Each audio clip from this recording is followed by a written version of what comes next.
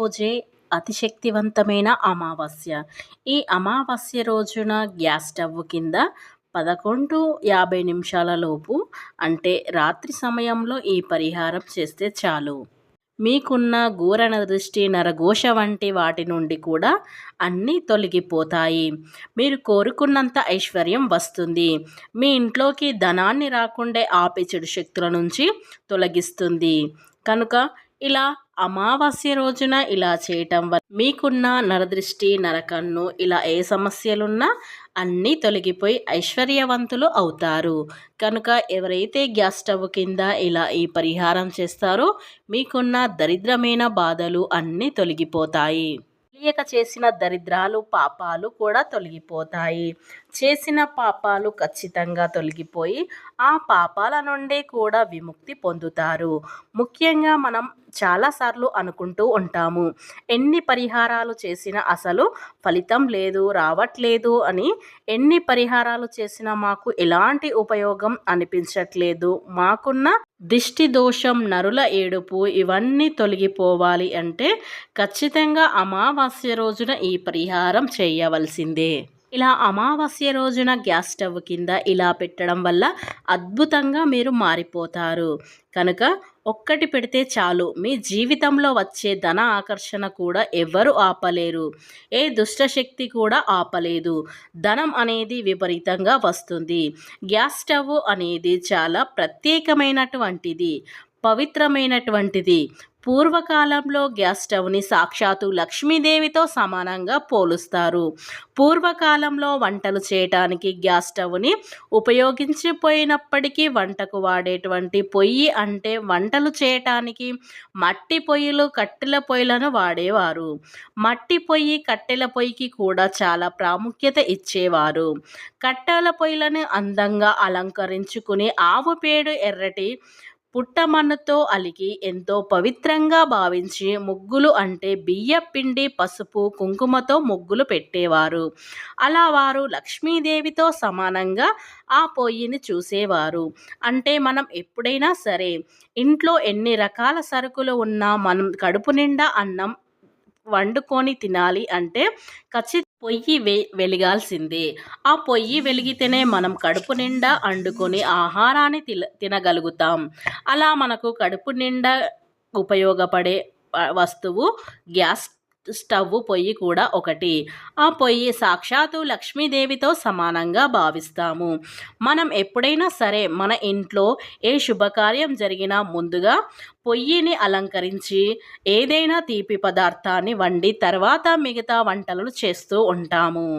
ఇలా స్టవ్ని కూడా నీటితో కడిగి శుభ్రంగా అలంకరించి వంటలు ప్రారంభిస్తూ ఉంటాము. ఈ రోజుల్లో కూడా ఆ ఆచారాన్ని పాటిస్తూనే ఉన్నాము. ఎందుకంటే రోజులు మారినా సరే కానీ ఆధ్యాత్మిక శక్తి, భక్తి మారదు. దైవంపై ఉన్నటువంటి భక్తి మాత్రం అలానే ఉంటుంది.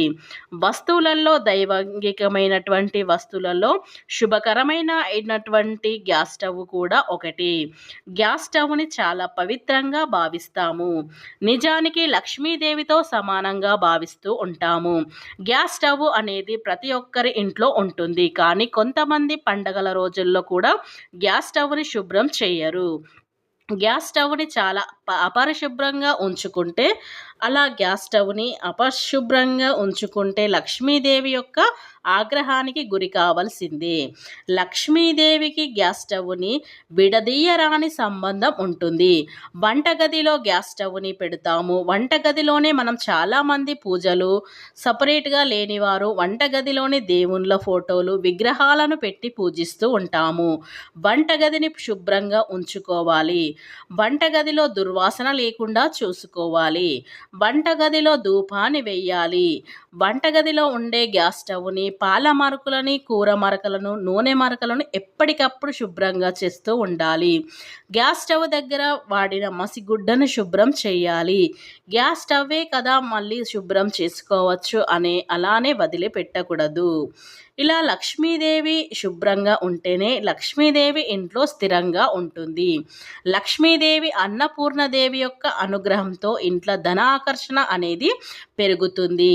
ఇంట్లోకి చెడు శక్తులు రావు. డబ్బు రాకుండా ఆపే చెడు శక్తులు అనేవి మన ఇంట్లో నుండి తొలగిపోతాయి. మన కంటికి కనిపించని ఎన్నో రకరకాల దుష్ట శక్తులు అడ్డుకుంటాయి. అమావాస్య రోజున చేసే పరిహారాలు అనేవి మన దరిద్రాలను తొలగిస్తుంది. అమావాస్య లక్ష్మీదేవికి ఆకర్షించడానికి ఉపయోగపడుతుంది. మరి అమావాస్య రోజున ఏం చేయాలి, ఎలా చేస్తే మనకున్న చెడు శక్తుల నుండి తొలగిపోయి అదృష్టం ఐశ్వర్యం కలిసి వస్తుందో తెలుసుకునే ముందు నా చిన్న రిక్వెస్ట్ అండి, వీడియో పూర్తిగా చూడండి. నచ్చితే లైక్ చేయండి. అలాగే మా ఛానల్ని కొత్తగా చూసినట్లయితే సబ్స్క్రైబ్ చేసుకోవడం మర్చిపోకండి. ఈ అమావాస్య అనేది సోమవారంతో కలిసి వచ్చింది. శివుని యొక్క అనుగ్రహం పొందాలి అంటే శివునికి ఖచ్చితంగా ఆవు నెయ్యితో దీపాన్ని వెలిగించాలి. ఇలా వెలిగించడం వల్ల మీరు కోరిన కోరికలు అనేవి ఖచ్చితంగా నెరవేరుతాయి. గుమ్మానికి ఎడమవైపున ఖచ్చితంగా నువ్వుల నూనెతో దీపాన్ని వెలిగించాలి. ఇలా వెలిగించడం వల్ల లక్ష్మీదేవి అనుగ్రహం పొందుతారు. ఇక మీ జీవితంలో నుండి చెడు బాధలు, దోషాలు వంటివి కూడా తొలగిపోతాయి. ఎలాంటి జాతక దోషాలు ఉన్నా, ఎలాంటి కష్టాలు ఉన్నా, ఎలాంటి సమస్యలు ఉన్నా సరే అన్నీ కూడా తొలగిపోతాయి. అదేవిధంగా ఈరోజు లక్ష్మీదేవిని సాయంకాలం పూజించిన తర్వాత అమ్మవారికి మల్లెపూల మాలతో అలంకరణ చేసి, అలానే అమ్మవారి యొక్క పటం ముందు తమలపాకు, అలాగే పైన మట్టి ప్రమిదలలో ఆవు నెయ్యిని లేదా విప్ప నూనెను పోసి దీపాన్ని వెలిగించాలి. అలా వెలిగించడం వల్ల మీకుండే ఆర్థిక సమస్యలు, అప్పుల బాధలు అన్నీ కూడా తొలగిపోతాయి. ఎంతటి ఆర్థిక సమస్యలు, అప్పుల సమస్యలు అయినా తీరిపోతాయి. పితృదేవతల యొక్క అనుగ్రహంతో, పరమశివుని యొక్క ఆశీస్సులతో కటిక దరిద్రుడు అయినా ధనవంతుడుగా మారిపోతాడు. లక్ష్మీదేవి మీ ఇంట్లోకి వచ్చి తప్పకుండా మీ కష్టాలను తొలగిస్తుంది. ఈ ప్రత్యేకమైనటువంటి అమావాస్య రోజున గ్యాస్ స్టవ్ కింద ఏం పెట్టాలో ఇప్పుడు తెలుసుకుందాం. ఇలా అమావాస్య రోజున రాత్రి 11:50 లోపు ఈ పరిహారాన్ని పాటించాలి. అలాగే గ్యాస్ స్టవ్ శుభ్రంగా ఉన్నప్పుడే ఈ పరిహారం అనేది చేయాలి. గ్యాస్ స్టవ్ పరిశుభ్రంగా ఉన్నప్పుడే ఈ పరిహారం అనేది మొదలు పెట్టాలి. అలాగే రహస్యంగా ఈ పరిహారాన్ని చేయండి. అద్భుతమైన ఫలితాలు మీకు వస్తాయి. ఇలా పెట్టడం వల్ల మీకు అదృష్టం అనేది ఏ దుష్ట శక్తులు కూడా ఆపలేదు.